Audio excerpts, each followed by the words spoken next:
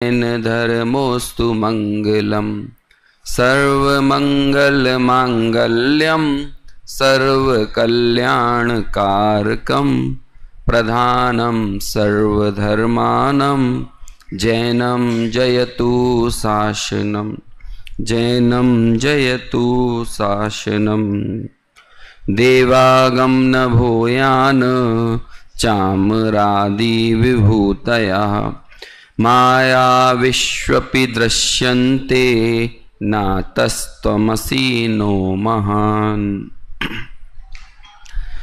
आप्त मीमांसा देवागम स्तोत्र जिस पर अपनी चर्चा चल रही है और 9वें परिच्छेद में पुण्य पाप के संबंध में होने वाला जो एकांत है उसके निराकरण करते हुए यहाँ पर आचार्य समंत भद्र आप्त यानी जिनेंद्र भगवान की वंदना कर रहे हैं, भक्ति कर रहे हैं कि हे भगवान, दुनिया में जो पुण्य और पाप के संबंध में एकांत है, आपने उस एकांत का खंडन करने वाला जो अनैकांतिक दर्शन है, ऐसा वो स्यादवादी जो दर्शन है वो हमारे सामने प्रस्तुत किया। इसलिए मैं आपकी वंदना करता हूँ। हर कारिका में यद्यपि ये लिखा नहीं है कि मैं आपकी वंदना करता हूँ, लेकिन वो वंदना कर ही रहे हैं, क्योंकि भगवान से हमें जो प्राप्त हुआ है वास्तव में वंदना करने का मूल कारण वही होता है। यदि हमें कुछ मिलेगा नहीं तो हम आखिर क्यों वंदना करने जाएंगे। आगे बढ़ूँ उससे पहले आपको बता दूँ, मुझे निर्देश जो मिला है कि आपका जो कल पेपर होगा, आज ही होगा शाम को, अच्छा, उसमें 73 से 78 और 92 से 114 है ना, इन कारिकाओं के बीच की विषय वस्तु पूछी जाएगी। 92 से 114 और 73 से 78 है ना, बीच में लगभग 79 से 91 के बीच की विषय वस्तु नहीं पूछी जाएगी। मुझे नहीं मालूम विषय कितना हुआ है, इससे पहले हो ही गया होगा जब संयम जी ने मुझे ये मैसेज भेजा है, तो नहीं हुआ है तो पढ़ लेना। 102 तक तो मैं आज लेके जा रहा हूँ गाड़ी आपकी, है ना।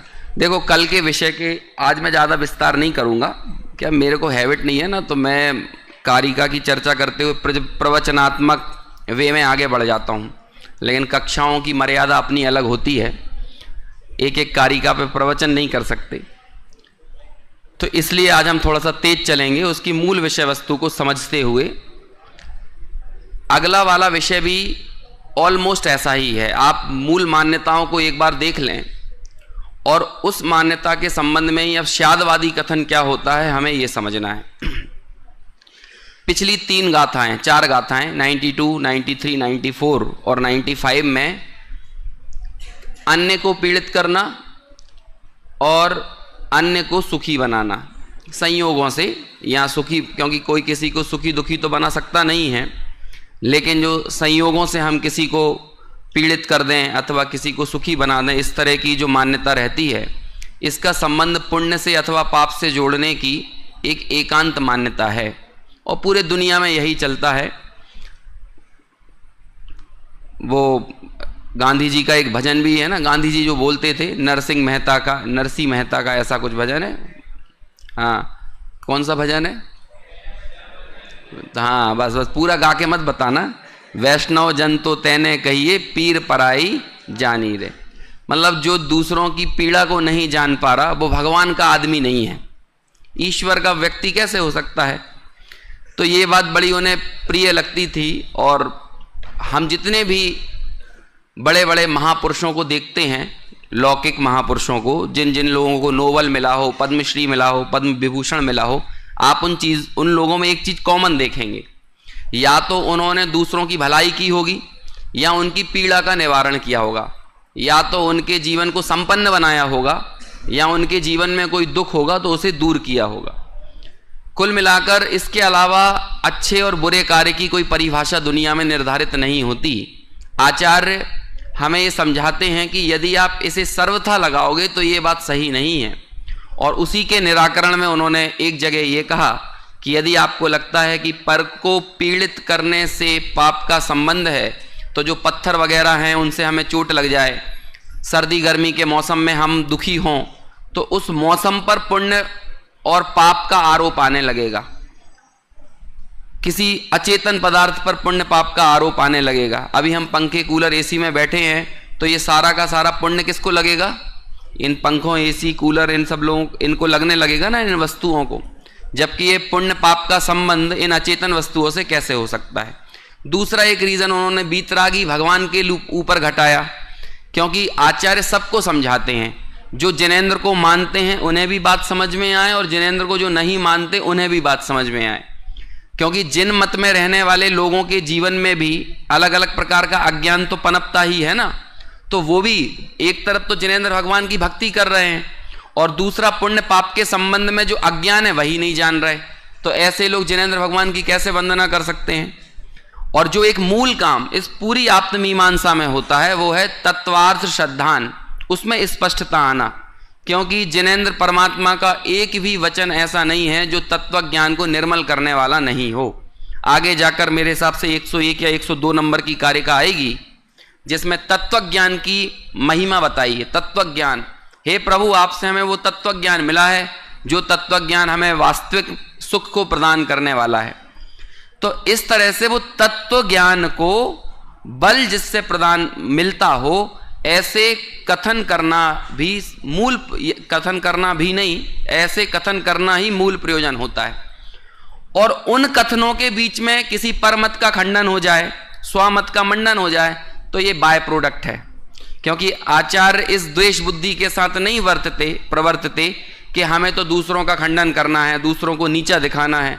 ऐसी अन्य मत और अन्य दर्शनों में ऐसी मान्यता चल सकती है, क्योंकि यदि दूसरों का खंडन करने पर ही जोर हो जाए तो वो कौन सी कथा हो जाएगी? दो कथा होती ना, वीतराग कथा और विजिगुषु कथा। तो हमारे आचार्यों का इसमें कोई रस नहीं है विजिगुषु कथा करने में, उनका रस तो किसमें है? वीतराग कथा करने में ही है। और जब वो वीतराग कथा कर रहे होते हैं उसमें सहज ही, क्योंकि जब आप सत्य का प्ररूपण करते हो तो असत्य का निराकरण स्वयं ही हो जाता है। तो ऐसी ये जो चार मान्यताएं थी पुण्य और पाप के संबंध में, उनका निराकरण किया। चार मान्यताएं कौन कौन सी थी? कोई एक व्यक्ति एक बार उन्हें दोहरा दे। हाँ आप पढ़े हो, बताओ। हाँ, पर को दुख देने में पुण्य होगा कि पाप? हाँ ठीक है, पुण्य होगा, ठीक है। और इनका निराकरण भी बता सकते हो? हाँ चलो आदर्श बताओ।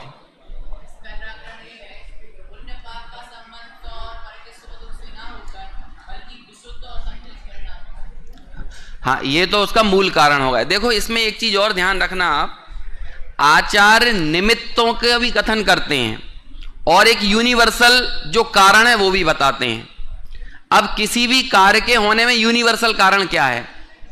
उपादान है ना, या हम उसे कहते हैं कि वो अंतरंग कारण।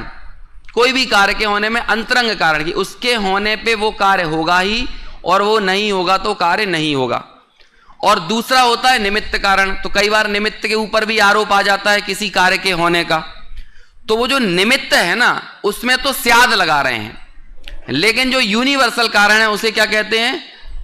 वो उपादान कारण है। समझ लीजिए जैसे कि संक्लेश परिणाम जब भी हो, चाहे वो पर को दुख देने में हो चाहे अपने को दुख देने में हो, लेकिन उसका सीधा संबंध किससे जुड़ेगा?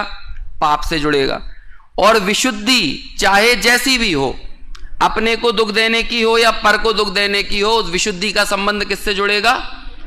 वो पुण्य से जुड़ेगा। पुण्य हुआ तो भीतर में विशुद्धि रहेगी ही रहेगी। अभी कोई मेरे से बोल रहा था कि कल के विषय के संबंध में कुछ और थोड़ा सा रिवाइज कर दूं, कुछ और करवाना है इसमें। अब इसमें उभय अनेकांत, उभय एकांत भी घटित नहीं होता। कैसे? यदि आप ये कहोगे कि पर को दुख देना ये क्या है? पाप है, तो दुख देने की क्रिया तो वही हो रही है। तो ऐसे में अपने को दुख देने को भी आप पाप कहो ना, लेकिन दुख देने की क्रिया तो हुई, लेकिन जब पर को दुख दिया तो आपने उसे पाप कहा, और अपने को दुख दिया तो उसे क्या कहने लगे? उसे पुण्य कहने लगे। तो इसलिए इसमें उभय एकांत भी घटित नहीं होता। और अवाच्य भी घटित नहीं होता, अवाच्यता भी नहीं आती, अवाच्यता का एकांत भी नहीं आता। इस संबंध में कल थोड़ी संयम जी से चर्चा चल रही थी, तो उनसे भी बात हुई कि अवाच्यता जो कही है ना, कि बौद्धों में एक मत ऐसा है जो अव्याकृत, क्या कहते हैं, ऐसा कई प्रश्न ऐसे निकलते हैं जिन्हें कहते हैं अव्याकृत है। अव्याकृत यानी क्या होता है, इनके बारे में ज्यादा बात मत करो, इन पे प्रयोजन, ये प्रयोजन भूत नहीं है, इनके संबंध में कुछ उत्तर नहीं दिया जा सकता, ऐसे अव्याकृत कहते हैं ना। तो जब भी आप किसी का खंडन कर रहे हो और जब सामने वाले के पास कोई उत्तर नहीं बचता तो वो क्या कह देता है। अब इस बारे में हम ज्यादा कुछ तो नहीं बोल सकते, लेकिन हम जो मानते हैं बात वही सही है।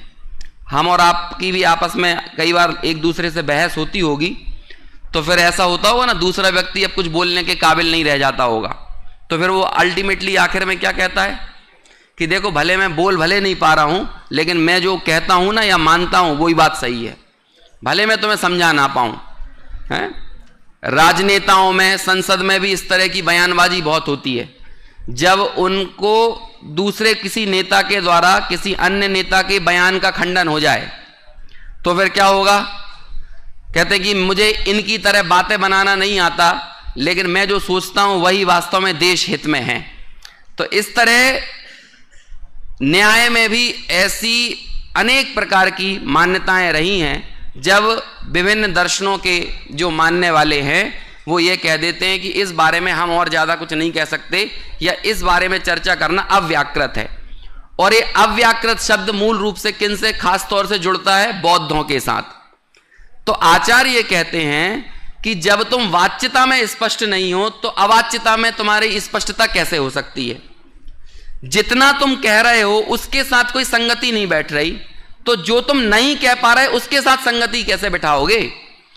संगति यहां तो बैठ सकती है कि मैंने ये कहा कि ये मोबाइल है, ये पंखा नहीं है, या ये माइक नहीं है, तो ये मोबाइल है, तो साइमल्टेनियसली इस समय क्या हो रहा है, ये माइक नहीं है, ये अवाच्य हुआ।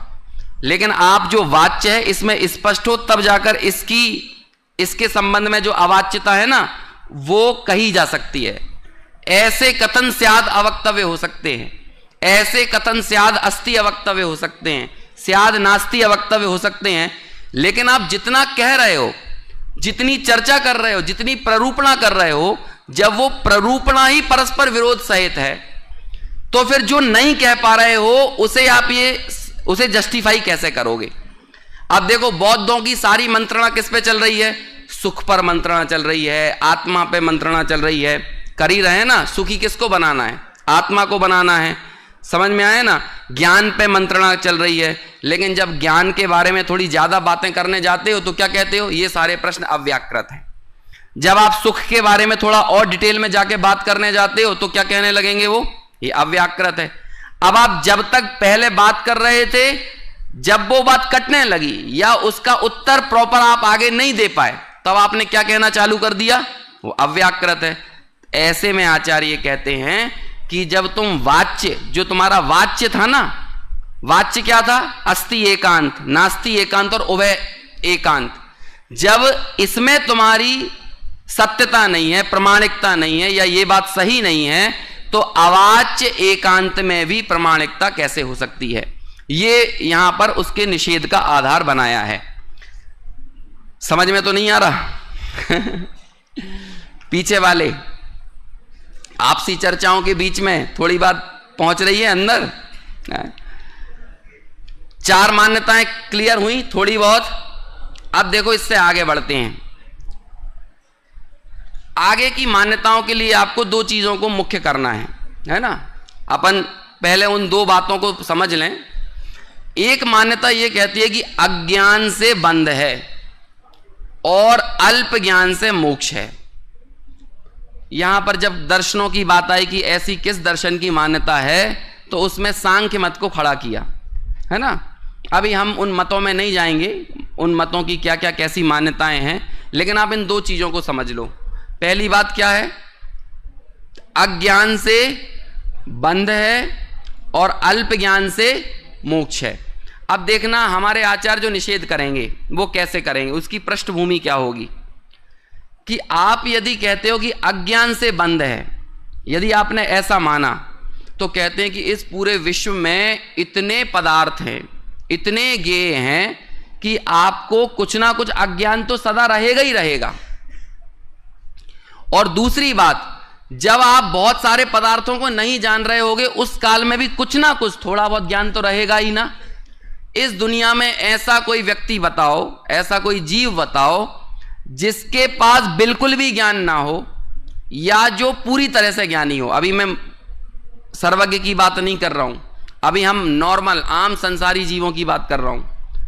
ऐसे जो आम संसारी जीव हैं, इन संसारी जीवों में ऐसा व्यक्ति छांट कर बताओ जिसमें बिल्कुल भी ज्ञान ना हो, और ऐसा कोई व्यक्ति बताओ जो सर्वज्ञों को पूरी तरह से जान लेता हो, संसार अवस्था के बीच में, मतलब राग के बीच में, बंध के बीच में, ऐसा कोई व्यक्ति मिलेगा? हम लोगों में थोड़ा बहुत ज्ञान का अंश तो प्रकट रहेगा ही रहेगा। और दूसरी बात, जब ज्ञान का अंश प्रकट है, कुछ ज्ञान है ना, तो इस स्थिति में बंध की सत्ता का अभाव हो जाएगा। समझ में आया? आपने क्या कहा? कथन देखो, अभी कथन, स्टेटमेंट, पहला स्टेटमेंट, दूसरे स्टेटमेंट पे बाद में बात करेंगे। पहला स्टेटमेंट यह है, अज्ञान के कारण बंध है, अज्ञान के कारण बंध है। स्टेटमेंट समझ में आया? अब देखो, इस पूरे विश्व में ऐसा व्यक्ति बताओ, ऐसा जीव बताओ जिसमें बिल्कुल भी ज्ञान प्रकट ना हो। आप इन माइक को, मोबाइल को, इन वस्तुओं को तो कह सकते हो कि इनमें ज्ञान प्रकट नहीं है, तो इनमें ज्ञान प्रकट नहीं है तो इनमें बंध का भी अभाव है।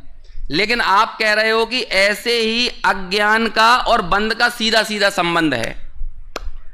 अब आचार्य निषेध करेंगे कि अज्ञान का और बंध का संबंध आप ध्रुवता, उसे क्या कहेंगे, सर्वथा नहीं घटा सकते हो, क्योंकि सर्वथा जिस पर घटित करेंगे वो तो मोह है।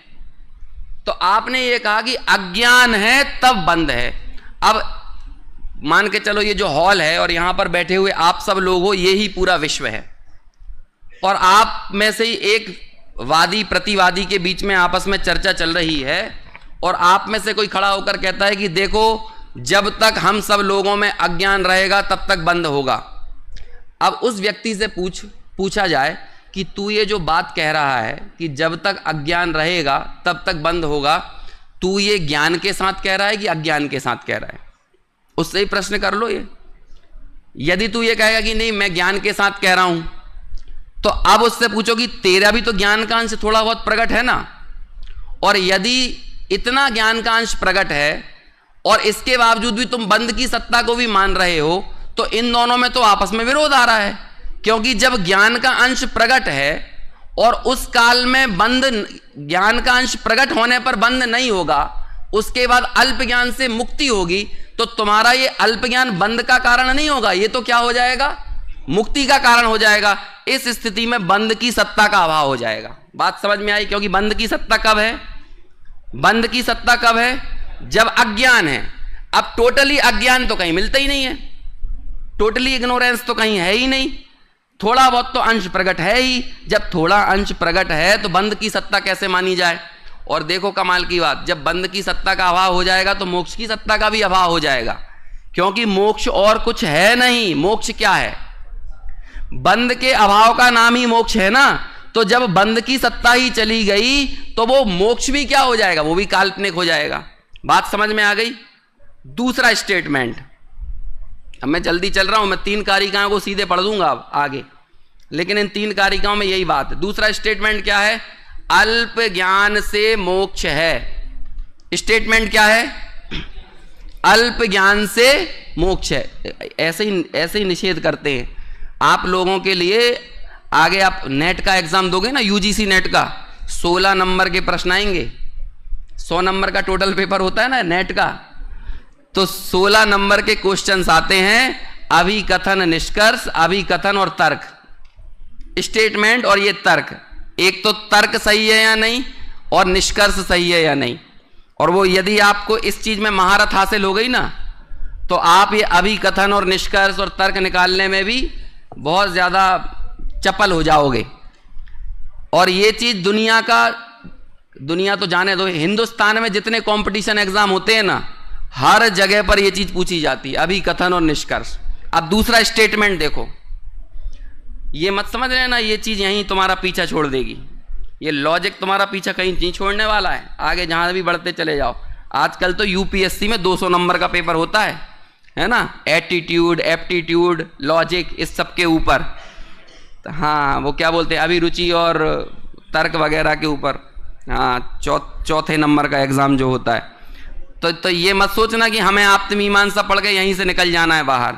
ये लॉजिक तो दर्शन का आधार है, नहीं तो आप फिलोसॉफिकल सोच डेवलप नहीं कर सकते। और दुनिया में जब पढ़ाई अपने चरमोत्कर्ष पे पहुंचती है तो उसमें क्या होता है, पीएचडी करोगे ना आगे जाकर, हिस्ट्री में एमए कर ली, अब हिस्ट्री में और महारत हासिल करना है तो क्या करोगे, पीएचडी करना पड़ेगा ना। तो पीएचडी का मतलब क्या होता है, डॉक्टरेट ऑफ फिलॉसफी, मतलब हिस्ट्री के संबंध में विशेष दृष्टि, मतलब जब दर्शन का जन्म हो जाएगा ना तब आप हिस्ट्री के वास्तविक ज्ञाता बनोगे। यही सब जगह लागू होता है, ज्योग्राफी हो, बायोलॉजी हो, हर अध्ययन का अंत दर्शन पर जाकर खत्म होता है और पीएचडी के ऊपर कोई पढ़ाई नहीं होती है। तो हो गया कि नहीं, इसलिए आपको फिलॉसफी में जाकर ही चीजें खत्म होंगी। और फिलॉसफी भी इसी चीज पर चलती है, इंडक्टिव लॉजिक, डिडक्टिव लॉजिक, है ना, आगमनात्मक तर्क, निगमनात्मक तर्क, सादृश्य मूलक तर्क, ये सब क्या होते हैं, ये सब यहां पर घटित हो रहे हैं। अभी दूसरा स्टेटमेंट क्या है, अल्प ज्ञान से मोक्ष है। अब आप ये बताइए, अल्प ज्ञान से मोक्ष जब आप ऐसा कहते हो, है ना, इस स्टेटमेंट को आप जस्टिफाई करने के लिए आगे बढ़ते, क्योंकि आगे जाकर वो ये कहेंगे कि मोक्ष में तो ज्ञान का अभाव हो जाएगा, लेकिन हमारे लिए उस मुक्ति की प्राप्ति में साधकतम कौन बनेगा, जो थोड़ा ज्ञान है। अब भाई एक तरफ तो इसी हमारे दर्शनों में ये कहा जाता है कि यदि अल्प ज्ञान हो तो अध जल गगरी छलकत जाए, तो आधा ज्ञान तो बड़ा खतरनाक होता है। अल्प ज्ञान से यदि आप मोक्ष मानने लगोगे, सीधा संबंध जोड़ोगे, तो हम ये कैसे माने कि वो जो अल्प ज्ञान है वो किस चीज का ज्ञान है। वो अल्प ज्ञान में जो स्पष्टता है या स्पष्टता नहीं है, उस चीज को हम कैसे वेरीफाई करने जाएंगे। यदि आपने उस अल्प ज्ञान से मोक्ष का संबंध जोड़ लिया, किस संबंध में अल्प ज्ञान, और यदि अल्प ज्ञान से मुक्ति मान लिया जाए तो दुनिया में उस स्थिति में भी कोई भी व्यक्ति संसार में नहीं रहना चाहिए, क्योंकि हर व्यक्ति में कुछ ना कुछ ज्ञान है। यहां आपकी कक्षा में बैठे हुए इस पूरे जितने भी 60-70 जितने भी बच्चे हैं, इनमें से एक भी बच्चा ऐसा बताओ जिसमें कुछ ज्ञान ना हो। अल्प ज्ञान तो सब में ही है, और जब अल्प ज्ञान विद्यमान है तो उस स्थिति में सबको ही मोक्ष हो जाना चाहिए, संसार में कोई रहने वाला बचना ही नहीं चाहिए। तो ये स्टेटमेंट भी जस्टिफाई नहीं होता। पहले स्टेटमेंट में बात समझ में आई, अज्ञान से मोक्ष है, वो अज्ञान से बंद है। यदि आप अज्ञान से बंद कहोगे तो ये बात सही साबित नहीं होती, क्योंकि हर किसी में कुछ ना कुछ ज्ञान विद्यमान है। और अल्प ज्ञान से मोक्ष ऐसा कहोगे तो सबको ही मोक्ष चले जाना चाहिए, क्योंकि सब में कुछ ना कुछ ज्ञान तो प्रकट है ही। अब हम इन दोनों कथनों को ध्यान में रखते हुए आगे की कितनी 3-4 कारिकाओं को एक साथ पढ़ेंगे, 95, 96, 97, 98। हाँ, एक मिनट पूछिए।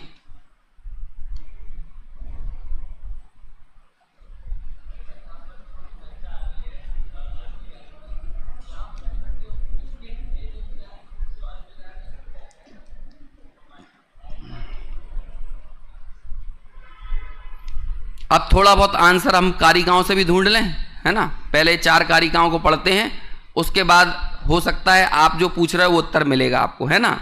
चलो पहले हम पढ़ लेते हैं कारिका क्रमांक 96, 10वां परिच्छेद।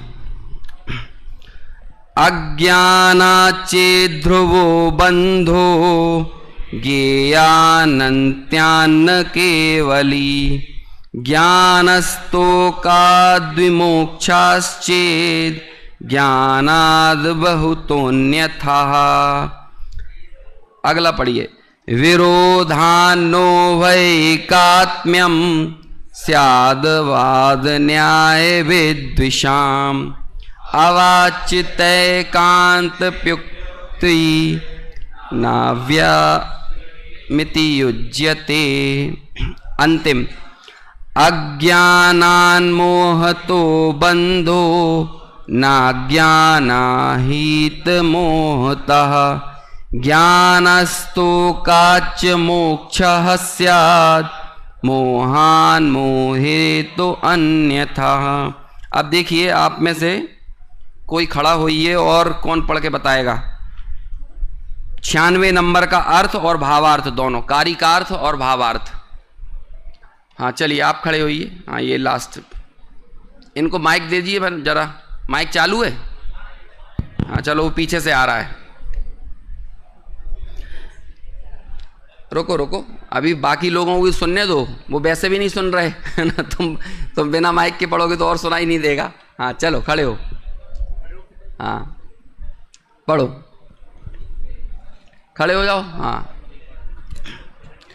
ये वाला है, ये वाला दो इन्हें, ये वाली किताब है किसी के पास? हाँ ये किताब दीजिए, इसमें कारिकार्थ और भावार्थ पढ़िए। इसमें थोड़ा सा और सरल कर दिया है, और हमको 6 कारिकाएं एक साथ करना है ना अभी, तो इसलिए जल्दी जल्दी करना पड़ेगा। पढ़ो।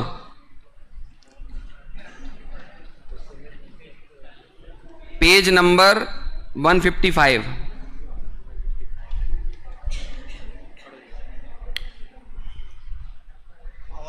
कारिकार्थ पढ़िए 96 नंबर के। हाँ 96 की कारिकार्थ और भावार्थ। कारिकार्थ सयादवाद न्याय से द्वेष रखने वालों के यहाँ नहीं, ये तुम 97 का नहीं 96 का पढ़िए, 154 पेज 154 उसके जस्ट एक पहले ही। कारिकार्थ यदि अज्ञान से नियम से बंद होता है तो ज्ञेय के अनंत होने से कोई केवल ही नहीं हो सकता, और यदि अल्प ज्ञान से मोक्ष की प्राप्ति होती हो तो बहुत अज्ञान से बंद की प्राप्ति भी होगी। भावार्थ सांख्य मतावलंबी भी मानते हैं कि प्रकृति और पुरुष के भेद विज्ञान ना होने से अर्थात अज्ञान से बंद होता है। ज्ञान पुरुष का धर्म या गुण नहीं है, किंतु प्रकृति का धर्म है। मोक्ष में ज्ञान का किंचित मात्र भी सद्भाव नहीं रहता है, वहाँ पुरुष केवल चैतन्य मात्र स्वरूप में अवस्थित रहता है। जब मोक्ष में प्रकृति और पुरुष का संसर्ग नहीं है, तब प्रकृति के संसर्ग के अभाव में प्रकृति का धर्म ज्ञान मोक्ष में कैसे रह सकता है, ऐसा सांख्य का मत है। चलो इसके बारे में हम थोड़ी चर्चा करेंगे। इसके अगली वाली कारिका 97 पढ़िए, कौन पढ़ता है? हाँ पीछे आप, वाइट शर्ट, वो वाइट कुर्ता पजामा हाँ दिख रहा है सामने, ये वाला है। इसमें तो वो बड़ी वाली है, हाँ इससे पढ़िए आप।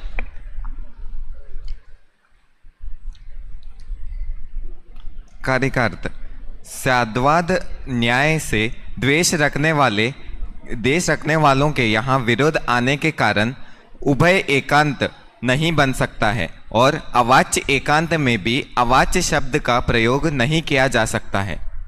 भावार्थ एक एकांत यह है कि अज्ञान से बंध होता है, और दूसरा एकांत यह है कि अल्प ज्ञान से मोक्ष होता है। ये दोनों एकांत परस्पर में सर्वथा विरोधी है। यदि अज्ञान से बंध होता है तो अल्प ज्ञान से मोक्ष नहीं हो सकता है, क्योंकि अल्प ज्ञान के होने पर भी बहुत अज्ञान बना रहेगा और बहुत अज्ञान के सद्भाव में बंध होता रहेगा। इस प्रकार मोक्ष कभी भी प्राप्त नहीं होगा, और यदि अल्प ज्ञान से मोक्ष होता है तो अज्ञान से बंध होता है। इस कथन से विरोध आता है। अल्प ज्ञान के होने पर भी बहुत अज्ञान का सद्भाव बना रहता है, फिर भी बंध का न होना और मोक्ष का हो जाना आश्चर्यजनक बात है। अतः दोनों एकांत परस्पर में विरोधी होने के कारण युक्ति संगत नहीं है। इसमें अवाच्य एकांत मानना भी ठीक नहीं है, क्योंकि अवाच्य एकांत पक्ष में अवाच्य शब्द का प्रयोग नहीं किया जा सकता है। हाँ बस ठीक है, बैठिए। देखो ये जो दूसरा भावार्थ है ना, इसमें पहले वाली बात भी आ गई।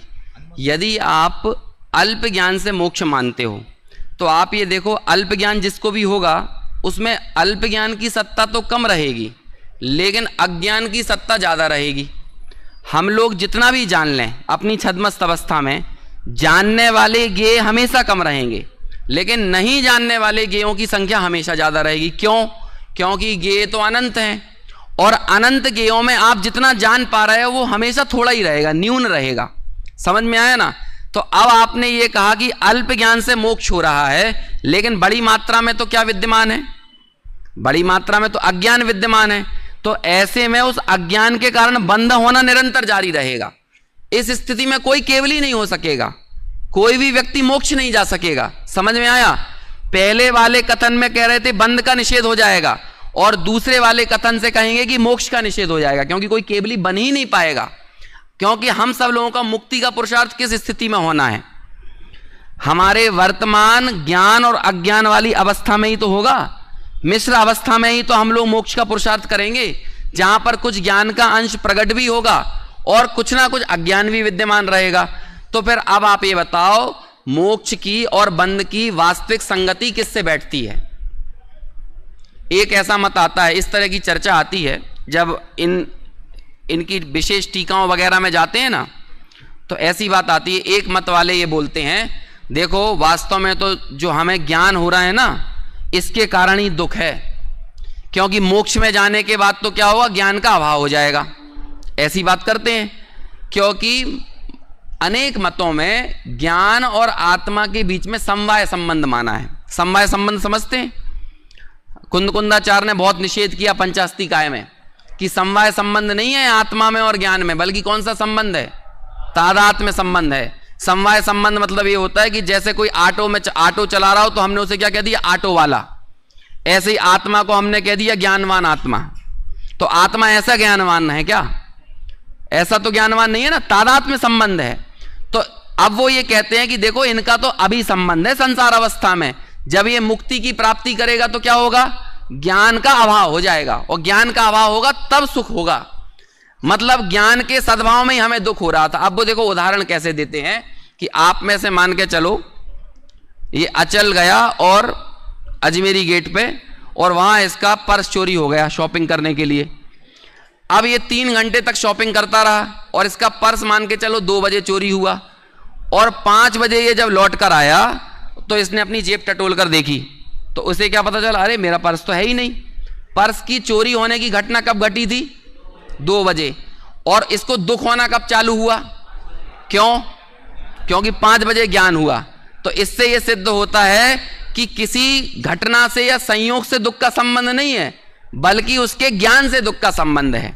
ऐसा उन्होंने तर्क दिया। अब हमारे आचार्य कहते हैं ठीक है भाई, आओ बैठो हमारे साथ टेबल पे, है ना, अपन बात करते हैं, तुम्हारे उदाहरण से ही समझते हैं।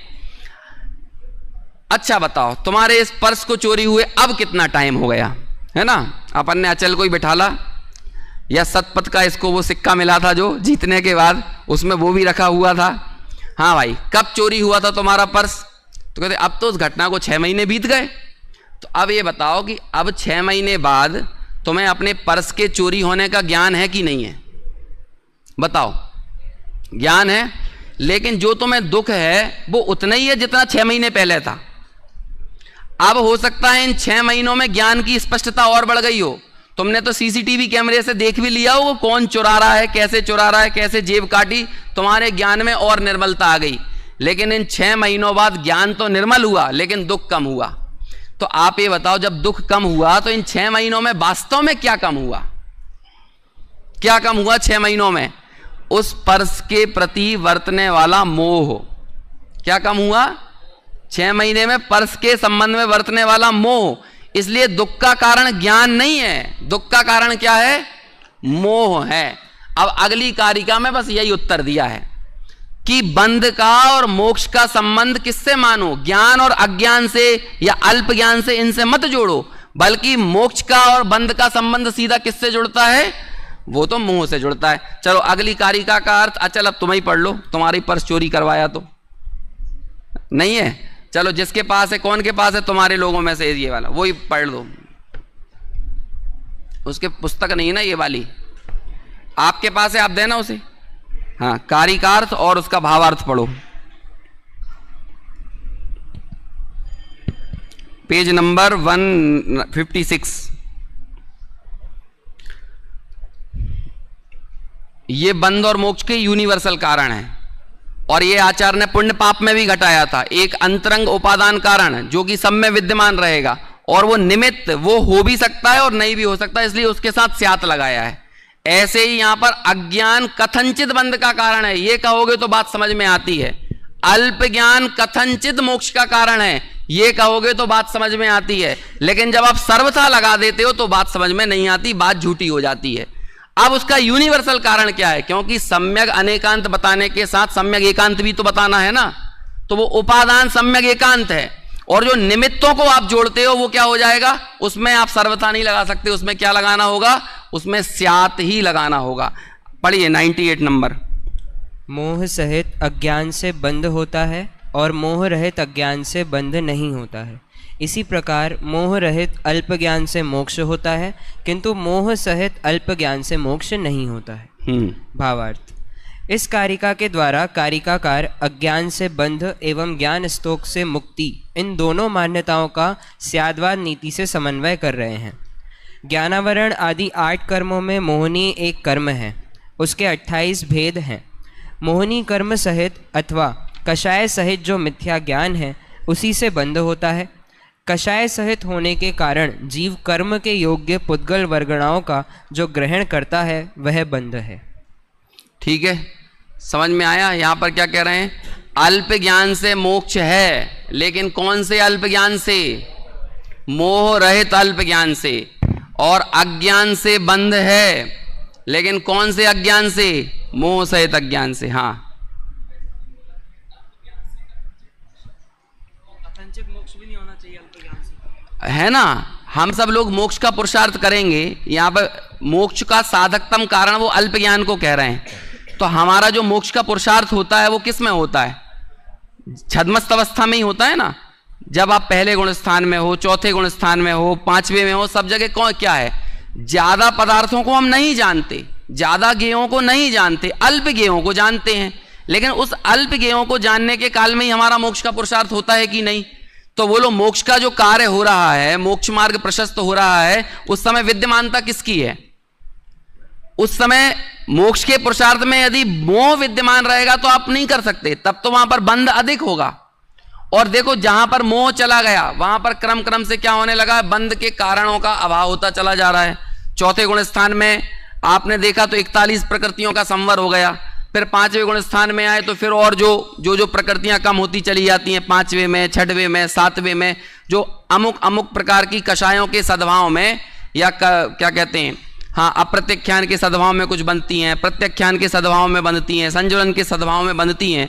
जैसे जैसे वो मोह का अभाव होता जाता है वैसे वैसे बंध रुकता जाता है। लेकिन अल्प ज्ञान तो उस स्थिति में विद्यमान रहता ही है ना, क्योंकि पूर्ण ज्ञानी तो व्यक्ति कब होगा? केवल ही होगा। और यदि आपने ये कहा कि अज्ञान के कारण क्या हो रहा है? बंद हो रहा है, और अल्प ज्ञान से मोक्ष हो रहा है, तो फिर सिर्फ आपको मोक्ष की सत्ता कब मानना पड़ेगा? केवल ज्ञान होने के बाद ही। मतलब मोक्ष मार्ग का प्रशस्त होना कब मानना होगा? जब केवल ज्ञान हो जाएगा, क्योंकि जब सब जानने लगोगे। उससे पहले की अवस्थाओं में तो अज्ञान की ही बहुलता रहने वाली है। लेकिन अज्ञान की बहुलता के बीच में भी मोक्ष का पुरुषार्थ होता ही होता है। उस काल में क्या जाता है? मोह चला जाता है। तो इसलिए मोह के साथ सीधी संधि बैठाई, और अल्प ज्ञान और अज्ञान के साथ बंध, और मोक्ष के साथ कथनचित ये शब्द लगाया। कथनचित है ना, श्याद बंध है और श्याद उसके कारण मोक्ष है। अब वैसे अपना समय हो गया है, लेकिन सिर्फ पद्धति बुद्धि से हम पढ़ लेते हैं ना 99 और 100 नंबर की जो कारिका है, क्योंकि मैंने आपसे बोला था कि 99 और 100 हम पढ़ेंगे। तो इसलिए सिर्फ इस कारिका को पढ़ेंगे, उसका सामान्य अर्थ देखेंगे और उसका भावार्थ पढ़ेंगे। आप में से ही कोई एक व्यक्ति खड़ा हो जो इस कारिका को पढ़े। आदि पढ़ोगे? हाँ, चलो कारिका पढ़ो, उसका कारिकार्थ पढ़ो और भावार्थ पढ़ो। आप सब लोग लेकिन ध्यान से सुनना। 3 मिनट में अपन बात पूरी करेंगे।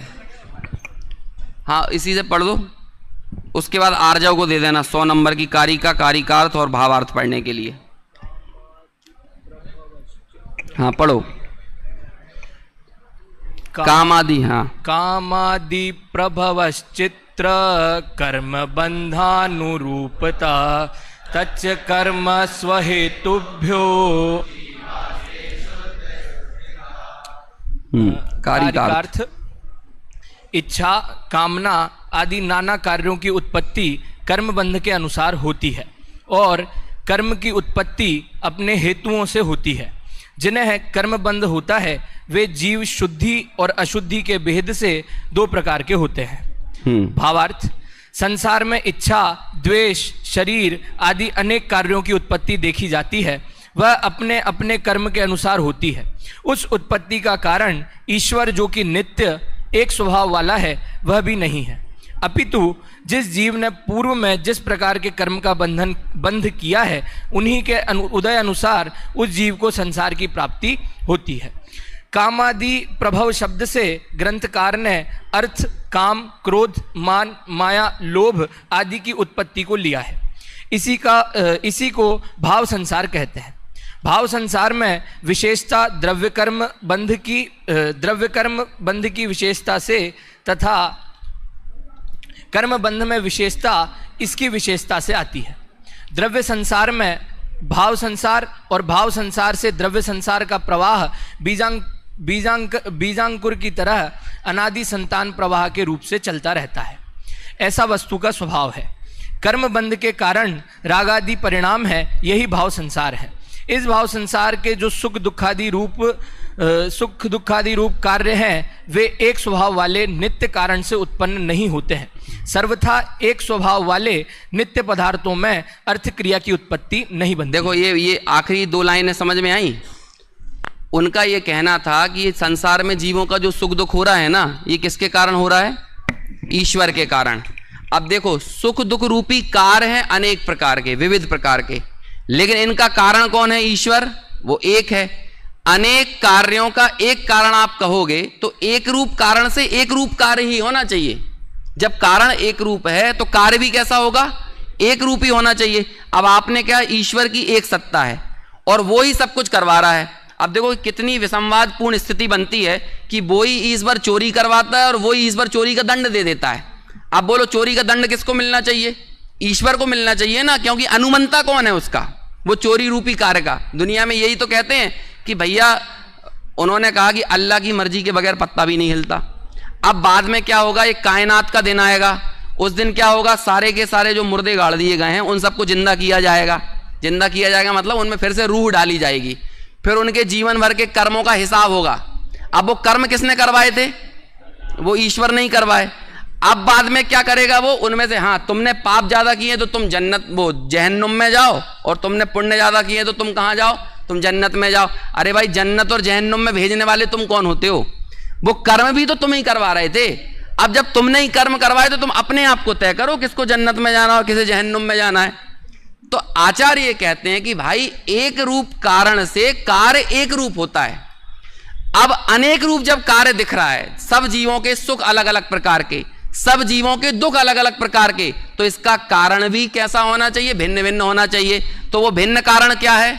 उसे कह रहे हैं राग, उसे कह रहे हैं भाव संसार। भाव संसार से द्रव्य संसार, फिर द्रव्य संसार में पुनः हम भाव रूप से राग रूप से परिणत हुए, इससे पुनः नवीन बंध। इसे टोडरमल जी कहते हैं क्या? भाव कर्म से द्रव्य कर्म, द्रव्य कर्म से भाव कर्म। इस तरह से वो बीजांकुर, संसार का बीज जो है वो हमारे इन कर्मों के आधार से निरंतर आगे बढ़ता चला जाता है। तो जब आपने कार्य विविध प्रकार का माना तो कारण भी विविध प्रकार का मानो, क्योंकि एक रूप कारण से अनेक रूप कार्य की सत्ता सिद्ध करोगे तो वहां अर्ध क्रिया उत्पन्न नहीं होगी। मैं आपको व्हाइट कैनवास दूं और व्हाइट कलर दूं और आपसे कहूं कि इस पे कोई सार्थक चित्र बनाओ, बोलो बना पाओगे? इस पर आप एकदम चमक दमक वाला बढ़िया सा ऐसा चित्र बनाओ कि जिसे देखकर हम भाव विभोर हो जाएं। आप बना सकते हो? कैनवास भी व्हाइट है और कलर भी व्हाइट है। अब बोलो कैसे चित्र उकेरोगे उस पे? उस कैनवास पर कोई अर्थ क्रिया ही उत्पन्न नहीं होगी, क्योंकि आपके पास एक ही कारण है और आप उस पर चित्र विचित्र प्रकार की जो पेंटिंग है वो नहीं कर सकते। ये यहां पर कह रहे हैं, एक रूप कारण से कार्यों की अर्थ क्रिया ही उत्पन्न नहीं होगी, उनका प्रयोजन ही समझ में नहीं आएगा। इसलिए आप एक ईश्वर को ही सुख दुख का और प्रत्येक कार्य का कर्ता मानोगे, ये बात जस्टिफाई नहीं होती। ठीक है, चलो अगली कारिका पढ़ो, बात यहीं खत्म करेंगे अपन। हाँ, 100वें नंबर की। शुद्ध शुद्धि पुनः शक्ति ते पाक्या पाक शक्तिवत साधनादि तयोर्वृत्ति स्वभावो तर्क गोचरः। शब्दार्थ भावार्थ शुद्धि और अशुद्धि ये दो शक्तियां हैं। भव्यत्व शुद्धि का ही नामांतरण है और अभव्यत्व को अशुद्धि शब्द से कहा जाता है। मूंग या उड़द आदि में पकने की जो शक्ति होती है उसे पाक्य शक्ति कहते हैं। कोई कोई मूंग या उड़द ऐसे भी होता है कि उसको कितना भी पकाया जाए किंतु वह कभी पकता ही नहीं है। इसी शक्ति का नाम अपाक्य शक्ति है। इसी प्रकार जीवों में भी दो प्रकार की शक्तियाँ होती है, एक भव्यत्व शक्ति और दूसरी अभव्यत्व शक्ति। जिस जीव में रत्नत्रय धारण अर्थात उत्पन्न करने की शक्ति होती है उसे भव्य जीव कहते हैं, और जिसमें रत्नत्रय उत्पन्न करने की योग्यता नहीं है वह अभव्य है। भव्यत्व की व्यक्ति अर्थात प्रकट होना सादी है, क्योंकि अभिव्यक्ति करने वाला सम्यक दर्शन आदि सादी है, और अभव्यत्व की व्यक्ति अनादि है, क्योंकि उसके अभव्यंजक मिथ्या दर्शन आदि अनादि हैं, क्योंकि उसके अभव्यंजक मिथ्या दर्शन आदि अनादि हैं। जीव अनादि काल से मिथ्या दृष्टि है, परंतु काल लब्धि आदि के मिलने पर जब उसमें सम्यक दर्शन आदि की उत्पत्ति हो जाती है तब उसकी भव्यत्व शक्ति की अभिव्यक्ति होती है। उसके पूर्व भव्यत्व शक्ति अव्यक्त रूप में रहती है। अतः भव्यत्व शक्ति की व्यक्ति सादी है, किंतु जो जीव अभव्य है वह अनादि से अभव्य है और सदा अभव्य ही रहेगा। इसीलिए अभव्यत्व शक्ति की अभिव्यक्ति अनादि है। अथवा ऐसा अर्थ भी अकलंक देव ने किया है, सम्यक दर्शन आदि परिणाम का नाम शुद्धि है और मिथ्या दर्शन आदि परिणाम का नाम अशुद्धि है। भव्य जीव में ही इन दोनों शक्तियों की अभिव्यक्ति कथनचित सादी होती है और कथनचित अनादि होती है। सम्यक दर्शन आदि की उत्पत्ति के पहले मिथ्या दर्शन आदि की अनादि संतति रूप अशुद्धि की अभिव्यक्ति अनादि है, और सम्यक दर्शन आदि की उत्पत्ति रूप शुद्धि की अभिव्यक्ति सादी है। इस प्रकार जो यह शक्ति का प्रतिनियम किया गया है सो वस्तु का ऐसा स्वभाव है, क्योंकि स्वभाव तर्क का विषय नहीं होता है। बस यहाँ शुद्धि और अशुद्धि मतलब ये भव्यत्व और अभव्यत्व शक्ति के संबंध में भी विचार किया और मिथ्या दर्शन सम्यक दर्शन के संबंध में। अब ये कह रहे हैं कि भव्यत्व शक्ति की अभिव्यक्ति सादी होती है, क्योंकि हम भले भव्य हों लेकिन भव्यता की प्रकटता कब देखने को मिलेगी? जब सम्यक दर्शन हो जाएगा। उससे पहले आपको ये कैसे पता चल सकता है कि आप भव्य हो? भव्यता तो तभी पता चलेगी ना जब वो काम हो जाए। तो इसलिए भव्यत्व शक्ति वो क्या है? सादी है। और अभव्यत्व शक्ति की अभिव्यक्ति कैसी है? वो अनादि है। अनादि काल से यदि किसी का सम्यक दर्शन नहीं हो रहा और आगे भी अनादि काल तक ना हो, वो अनंत काल तक ना हो, तो फिर क्या कहेंगे उसे? ये तो इसकी अभिव्यक्ति अनादि से है और सदा काल ऐसी की ऐसी रहने वाली है। तो ऐसे उसी भव्यत्व और अभव्यत्व शक्ति को यहाँ पर शुद्धि और अशुद्धि ऐसा कहकर प्रस्तुत किया। साथ में ये प्रश्न किया कि ऐसा क्यों? तो इसका उत्तर क्या दिया? ऐसा क्यों? स्वभावो तर्क गोचरा, इसमें कोई तर्क लगाने की आवश्यकता नहीं है। और इस कारिका को 99 नंबर की कारिका के बाद लिखने की जरूरत क्यों पड़ी? कहते हैं कि आगे पिछली वाली कारिका में कर्मों की बात आई थी, तो कहते हैं कि मोह की बात आई ना पहले, मोह की और कर्मों की। तो कहते हैं कुछ लोग मोह का अभाव क्यों नहीं कर पाते और कुछ लोग मोह का अभाव करने में समर्थ क्यों होते हैं? तो कहते हैं कुछ की शुद्धि की अभिव्यक्ति होती है और कुछ की वो शुद्धि की अभिव्यक्ति कभी नहीं होगी, उनकी निरंतर अशुद्धि ही व्यक्त रहेगी। इसलिए वहां पर उनका पुरुषार्थ नहीं चलेगा, बल्कि उनका स्वभाव ही ऐसा रहने वाला है।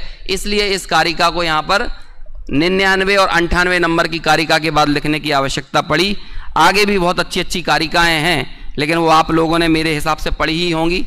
नहीं पढ़ी होंगी तो कल शाम को आज आपका पेपर है, तो उसके निमित्त से आप पढ़ लें तो बहुत मजा आएगा ना। चलो और कुछ? पेपर का पैटर्न जैसा पिछली साल आया था। संयम जी से पूछना है ना, वो बोल रहे हैं मेरे से पूछना। अरे पेपर का पैटर्न बता देंगे तो कैसे मजा आएगा? फिर वो तो जैसा पैटर्न है वैसे ही आएगा, और क्या है। अच्छा आएगा, सरल आएगा, है ना। मेरे हिसाब से विकल्पात्मक क्वेश्चन ही बनाए हैं, है ना। जहां तक 1-2 क्वेश्चन लिखना भी होगा तो लिख देना, छोटे से तो आधे घंटे का टाइम है, 1 घंटे का, 1 घंटे का है, 45 मिनट्स का है ना। तो सोचो 45 मिनट का होगा तो उसी हिसाब से बनाया जाएगा कि जो आप 30 मिनट में कर दो, है ना। 1 घंटे नहीं लगने वाले हैं। नहीं, मैंने नहीं बनाया, मैंने जब पूरा पढ़ाया ही नहीं है आपको। ज़्यादातर क्लासेस जब संयम जी ने लिए तो वही पढ़ाए, वही बनाएंगे ना। अब हाँ, वो ये बात अलग है कि वो मेरे ऊपर बम फोड़ दें इसका, है ना, कि मैंने